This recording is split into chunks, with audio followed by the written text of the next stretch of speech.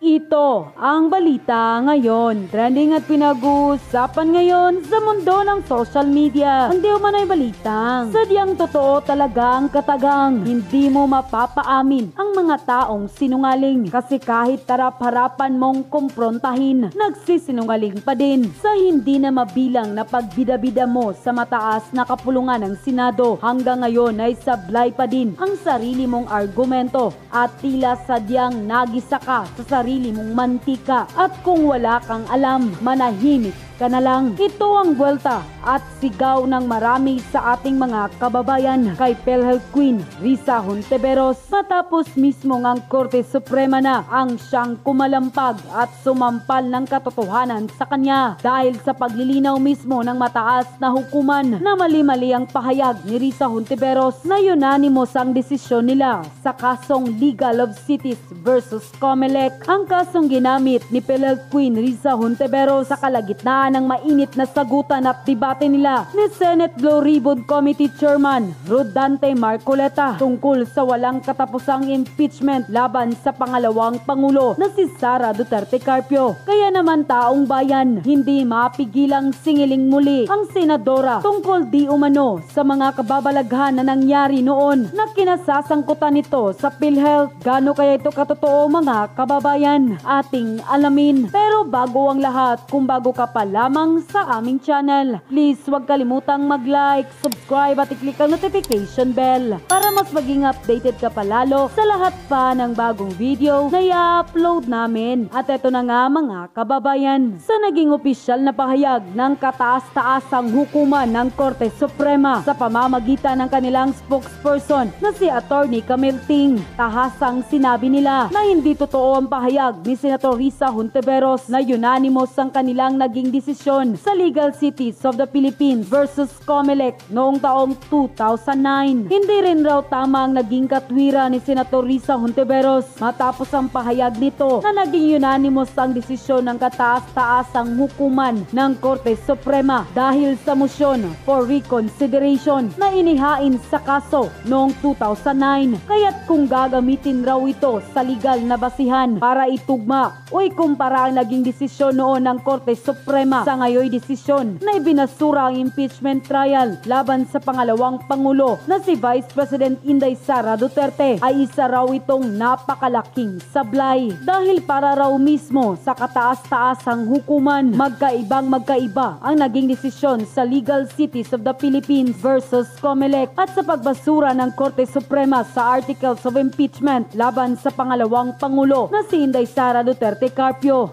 Samantala, narito naman ang samot-saring komento at reaksyon ng marami sa ating mga kababayan online kung saan ay hindi mapigilang singiling muli ang senadora tungkol sa kababalaghan na nangyayari umano at kinasasangkutan nito noon sa PhilHealth. Grabe! Harapang nahuli ka, Risa, sa sarili mong mantika. Korte na mismo ang kumalampag sa mga di umano'y kasinungalingan at mga imbento mong kabulastugan. Unahin mo muna ang pera nang di umano'y winaldas mo sa PhilHealth. Ibalik mo yan sa taong bayan dahil pera namin yang mga mahihirap kahit na nakalusot ka ngayon. Tandaan mo, sisingilin ka rin ng taong bayan sa pinaggagawa mo sa pera ng PhilHealth. Dapat managot ka sa batas. Grabe na ito, harapang pagsisinungaling na ito sa taong bayan dahil mismong nagkorte suprema na ang nag-fact check sa senadora. Magbayad ka na lang sa PhilHealth na ginalaw mo dahil pera ng taong bayan yan. Tandaan mo na walang usok ang hindi aalingasaw. Hindi mo matatakasan ang lahat ng kabulastugan na ginawa mo sa batas. Booking ka, PhilHealth Queen. Akala mo hindi yan mapansin sa Supreme Court. Yang sinabi mo sa Senate, ikaw lang pala ang fake news. Hindi lang fake news, sinungaling pa. Alam naman ng lahat na ang speeches at opinions ni Hontiveros ay based sa research ng staff niya na hindi nababasa kasi fed niya yan diretso sa phone niya. Walang study o discernment o fact-checking man lang. Birada agad. Kaya't nasusupalpal kung merong ka-debate o katunggali sa plenary. Diligent naman siya magtanim ng testigo at kaso.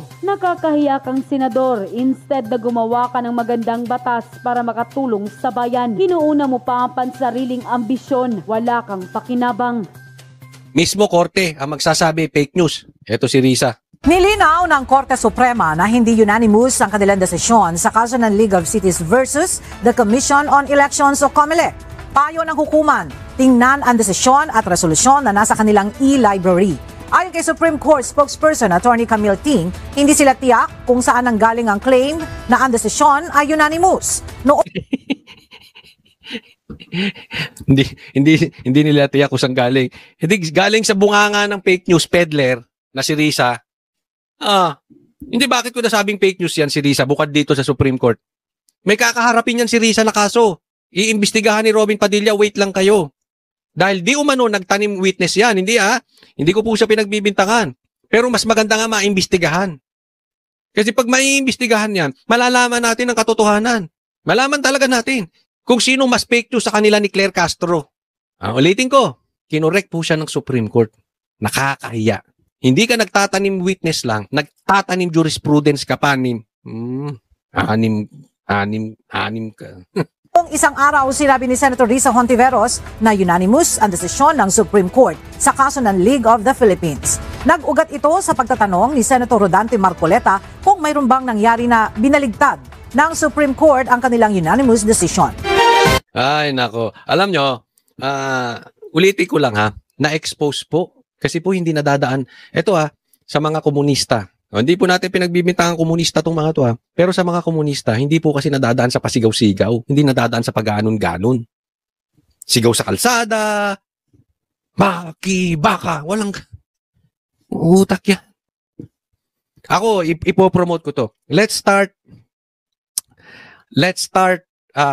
new breeds of senators. Yung may brains. Kaya nga patuloy na pinopromote ko si Attorney Vic, Attorney Torion, Attorney Jimmy Bondoc sa 2028. Dahil talaga nagmukha silang tanga dito. Good thing na lang nahuli siya ni Marcoleta. Ngayon, tingnan nyo, may pagbabago mangyayari. Nakikita nyo na maraming mga senador o congressman quote ng jurisprudence. Di ba? Dahil sa nangyari ngayon, hindi na magko-quote basta ng jurisprudence yan. Nangyari sila Kaya po tayo, magtulong-tulong tayo mga Pilipino.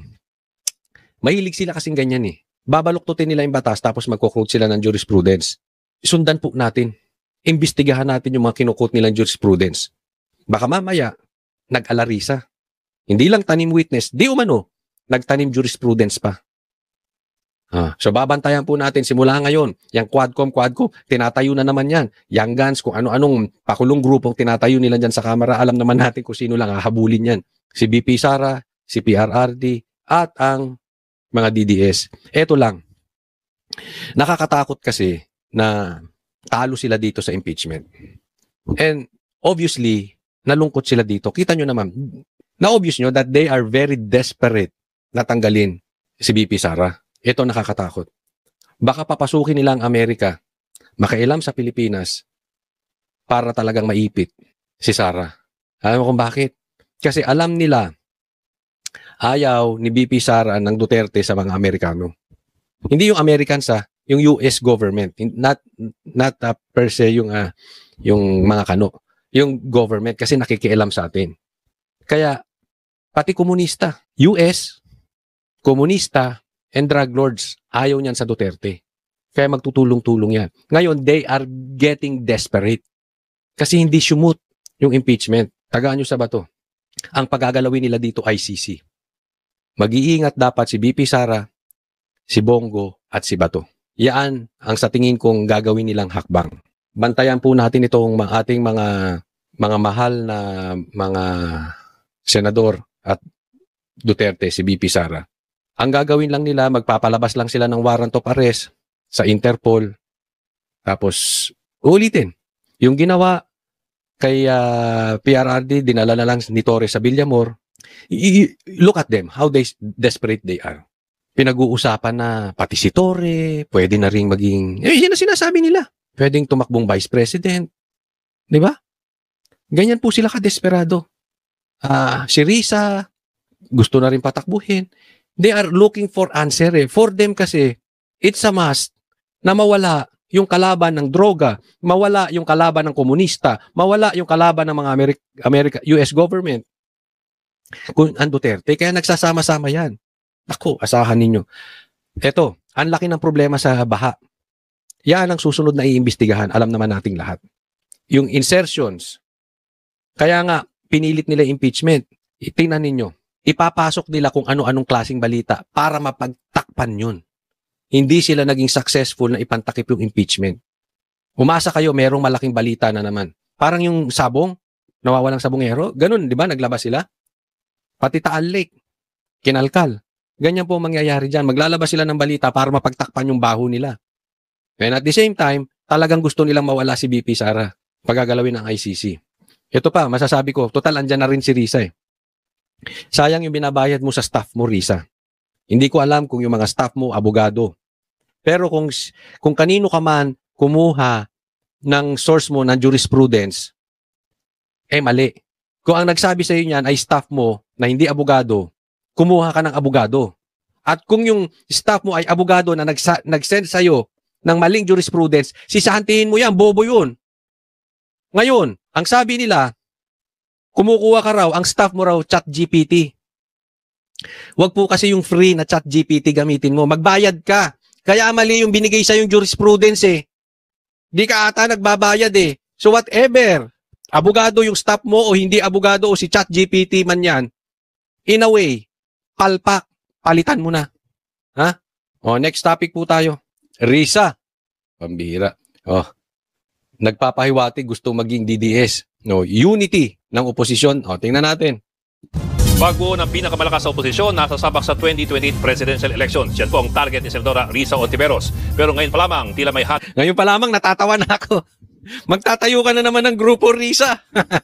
Sa oposisyon dahil sa umunoy pagkakaibigan ni Mayor Leni Robredo at VP Sara Duterte. Posible bang umanib ang oposisyon sa mga Marcos? Nasa frontline ng balitang yan si Gio Kinain na nga nila yung suka nila, di ba? Oh. Robles. Oposisyon sa 2028. Yan ang oposisyon. Ang galing, no? Ha? Pusta ako. Kahit pagsama-samahin yung boto ng mga yan, di mananalo kay VP Sara. Yan na ba ang kaya nyong gawin, Pinklawan? Wala na. Inodoro kayong talaga nalintikan. Si Risa, fake news peddler. Ito isa, lutang. Ito naman, umihigop ng sabaw. Nako. Ba Makino, laos na. Trillanes, nako! Kayo ba proud na na-associate kayo kay Trillanes? Ang bira mo ito. Magkakaisa ba o magkakawatak-watak? Si Senator Risa Hontiveros ang itinutulak na ng ilang alyado na tumakbong pangulo. Pero sa halip na buo ang puwersa, may humahalong intriga. Ayun, teka muna, andyan muna tayo. Si Risa, seriously? Oy, Pinklawan. No, kung may katabi kayo mga Pinklawan habang nanonood kayo nito, ito na the best nyo.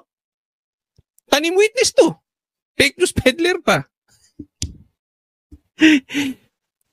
Talaga. Pinaglaruan ni Marcoleta to. Oh. Wala ito si Risa. Yan na magiging ano nyo. Kakahiya kayo, Pinklawan. Mula mismo sa kaalyado. Hindi ko alam kung magkakaibigan sila at wala rin akong narinig kina Mayor Leni o Senator Bam.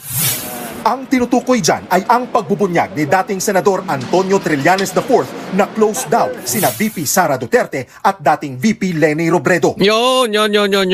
Oh, close daw si VP Leni at saka si VP Sara. Sinong source? Trillanes, pambihira kayo. Una na ring sinabi ng tagapagsalita ng Office of the Vice President na si Ruth Castelo na wala siyang impormasyon sa sinasabing pagkakaibigan ng dalawa. Giit naman ni Risa. Mag-uusap pa ang oposisyon. I am asking every fellow leader sa opposition na maging bukas po ang bawat isa sa amin. Kasi kailangan naming magbuo ng pinakamalakas na slate na ako with convincing. Kahit anong slate pa ang ilagay ninyo. Ako wala akong nakikitang tatapat talaga kay VP Sara. Siguro the closest person na posibleng medyo dumikit kung magkakabutuhan ng pagkapresidente, si Tulfo. Pero maawa naman kayo. Si Tulfo walang kakwenta-kwenta. Hindi nga nagsalita yan nung may problema dito sa pagkidnap kay Tatay Digong, hindi mo maalam kung pabor siya o hindi siya pabor. So may safety. Yun ang closest. Kukunin ba nila si Tulfo? I don't think so. Di ba? Pero kung talagang lehitimong pinklawan at di nila kakainin yung sinuka nila at hindi sila makikianib sa pula, panalo to. Posible. Posible kayang makipagsanib puwersa si Ontiveros sa kasalukuyang administrasyon? Sagot niya. Sa oposisyon po talaga ako. Yun po, sa oposisyon. Hindi, ayaw din sa'yo ng BBM. Ayaw din nila sa'yo. Wag ka, parehas lang kayo, ayaw nyo sa isa't isa. Ito naman, bibuo na naman siya ng grupo. Okay? Pinaasa ka lang ng grupo mo, isa pa yan. Asa ka naman ng asa, katanga mo rin eh. Ano sinabi nito? Pagdating dyan, bubuo siya ng grupo. Sino kasama? Sila Bam, sila ano? Edi iniwan din siya nila Bam, di ba? Iniwan din siya ni Kiko. Bubuo daw ng grupo. Po talaga. Ang panawagan ng pagkakaisa na babahiran ng intriga. Pero si Senator Kiko Pangilinan na running mate ni Robredo noong 2022 elections, hindi nangangamba sa tila bitak ng oposisyon. Kalma lang. Okay. In the end, Ito nagiging problema dito. Mag-iingat po tayo ha. Wala po tayong pinapariningan. Pero mahina na nga ang pinklawan. Humihina pa dahil sa awayan. Alam mo kung sinong sumisira sa kanila? Si Trillanes. Ini-isyuhan pati si Lenny. 'Di ba? Nagkakabitak-bitak daw. Tapos si Trillanes, binabanatan din si Kiko at saka si Bam dahil sumali daw sa Duterte Black. Hindi mo mga ganun-ganon. 'Di ba? Yung parang pumapanig sa kabila.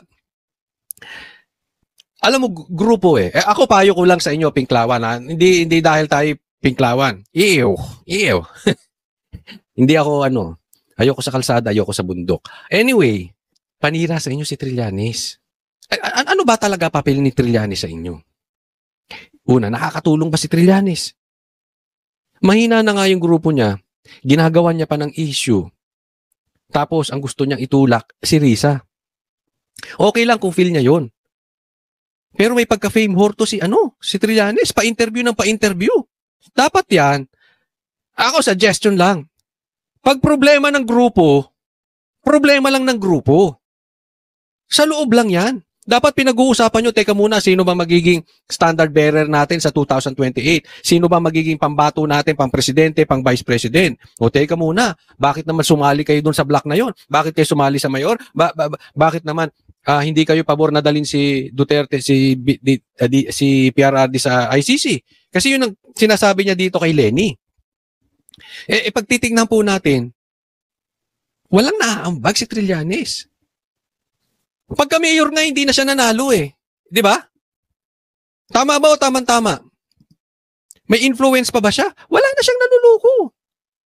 Kung ako nga pinklawan, ayoko ma-identify dyan kay Trillanes. Kung ako pinklawan, siyempre, ayokong lumala kunwari ako pinklawan, ayokong lumala ang sitwasyon, hindi ko sisisihin si Trillanes. Pero maiinis ako. Hindi ko siya sisitahin publicly kasi kasiraan namin yan eh. Di ba? Kunwari pinklawan ka, kasiraan nyo. Trojan horse. Hindi natin alam kung etong si Trillanes, baka ito bata ni Bongbong, nako. Bibigyan ko kay halimbawa, Kasi dalawa lang yan eh. Una, baka bata yan ni Bongbong Marcos o sadyang fame whore lang talaga. Mahilig lang siya para maging, alam mo yun, lider-lideran. Para maging, pa rin siya. Nasa sirkulasyon pa rin siya. Parang may silbi pa rin siya. Kasi talo na eh. Hindi na siya pinapansin. Iba pa yung ginawa nung tatlo. Pero, posible din. Baka mamaya, kayo pinklawan sabi ko sa inyo. Wala na sa posisyon yan. Baka wala nang atik yan. Baka napangakuha ng kung ano-ano yan. Baka lang naman. Baka lang naman meron na silang, baka nasa kampo na ni Bongbong yan. Hindi mo, huwag kayong pasisiguro dyan. Hindi ko po pinagbibintangan si Trillanes. Pero yung ginagawa niya na nagbibiyak ng grupo, tapos sisiraan mo yung kagrupo mo online, sa media. Teka muna, hindi ba kayo nagdududa kay Trillanes? Ingat kayo dyan. Baka Bongbong yan. Bigyan ko kayo magandang isang halimbawa. Bakit? May nakapagsabi sa akin, hindi ko alam kung totoo to o hindi. Pero yung ICC daw, para ipatapon si PRRD sa ICC. That was an idea of Trillanes na ibinulong kay Presidente. Idea niya na, oops, gawin natin ito. Whether hindi natin pinagbibintangan kung kasabwat ang Presidente doon or hindi. Pero naman, sa tingin ninyo, matatangay si PRRD ron nang hindi dumaan sa kapangyarihan ni Bongbong? Gagalaw si Torre, yung magkapatid na Boying. Sabi nga, walang galaw dyan nang walang kamay ng Malacanang. So kung idea ni Trillanes yung ICC at alam naman natin siya ang tulak ng tulak niyan at pinatulan ni Bongbong, di umano, kasabwat siya sa kidnapping. Di umano, sabi mismo ng kapatid niya yan, na ang ginawa kay PRRD, kidnapping. Okay, hindi natin alam, baka magkasabwat yan. Hindi nyo alam, baka hinahati na kayo sa gitna niyan. Iisipin mo maglabas siya ng maduming damit niya sa publiko. Banata niya mismo si Lenny. Huwag tayo maglokohan. Oh. Still, ako sa tingin ko, bagamat walang binatbat kahit sino mang pinklawan, pag tinapat mo kay Duterte, still, ang pinakamalakas sa pink, si Lenny. Yan pa rin ang pinakamalakas. Oh. Tapos sinisiraan ni Trillanes. Hindi ba kaduda-duda yan? Hindi, kung may nanonood na pinklawan dito, even yung mga DDS, tanungin ko kayo, pati mga makapulahan, kahit mahina sila, meron pa rin pinakamalakas sa kanila. Sino pinakamalakas? Ako sa tingin ko talaga si Lenny. Sa pinklawan. Bakit sinisiraan ni Trillanes? Yan ang tanong. Mas mahaba ang pinagsamahan namin. Nina Bam, nina Sani, ni VP Lenny, ni Risa. This hidwaan or konting tisnisan, maayos natin yan. There are more reasons for us to come together when the country requires it. Nagbabalita mula sa frontline. Ito pa, may naging issue kay Risa, no? Ano yun lang natin? Kasi meron siyang kinote na jurisprudence. Sinabi ni, N-Bank ba yan? Naalala nyo yun sa mga nakapanood, N-Bank. Kasi sabi niya, nababaligtad pa ang desisyon ng Supreme Court. Sabi niya, unanimous decision, N-Bank. Tinanong nga ni N-Bank ba yan ng division o ng buong Supreme Court? Yun ang tanong ni Marcoleta. Sabi niya, oo. Eh di binanatan siya. Naalala nyo ng Supreme Court? Fake news. Risa, fake news ka. Ngayon, yung mga pinklawan dyan na tawag ng tawag sa mga DDS na fake news, at least kung fake news man kami, yung mga vloggers lang ang fake news. Kayo, isa sa ulo ninyo fake news. Isa sa ulo nyo fake news peddlers. At sino nagsasabi sa aming fake news? Kayo. Kayo lang na mga kalaban namin. Kayo lang na mga galit sa amin. Sino nagsabi kay Risang fake news? Supreme Court. Hindi man diretsong fake news sinabi. Kinorek siya ng sinungaling to si Risa. Ang ginawa niya ron, kung lulusot. Gusto niyang palusutin yun. Akala niya kasi, bobo yung mga senador gaya dati. Andyan na sila Marcoleta, andyan na sila Cayetano. Humanda kayo. Parating pa si Atty. Torreon, si Atty. Vic Rodriguez, si Atty. Jimmy Bondoc sa 2028, luto talaga kayo dyan. Malaki problema nyo sa Senado. Kaya yung mga bobong ganyan, mawawala na yan. Nagmumukhang tingnan nyo nangyari kay Lito Lapid. Pambihira. Boto pa kayo ng boto sa mga ganyang klase. Wala nang nayaambag. Ito, fake news. Di ba kami DDS ang tinatawag nyo fake news, peddlers? No.